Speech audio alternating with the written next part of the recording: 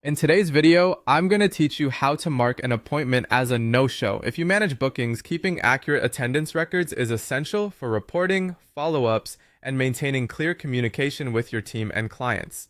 Today, I'll walk you through the simplest way to record a no-show so your schedule and analytics stay up to date. Start by opening your calendar or appointment list and locating the booking you want to update. When you found the correct entry, click on the appointment to open its details. This brings you into the appointment's dedicated view, where you can see the date and time, the service, and any notes.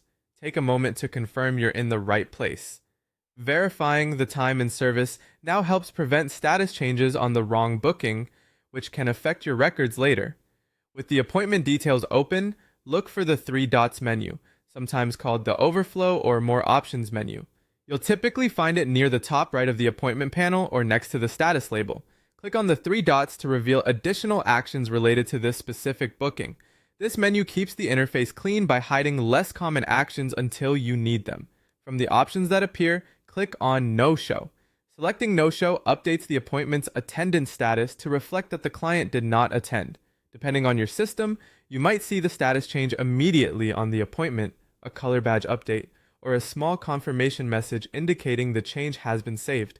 This status is useful for accurate reporting, automated follow-up workflows, and any policies you have related to missed appointments. A few tips as you apply this. Marking a no-show usually updates analytics and can influence reminders or fees configured in your account, so it's best to do it after the appointment window has passed and you've verified the client didn't arrive.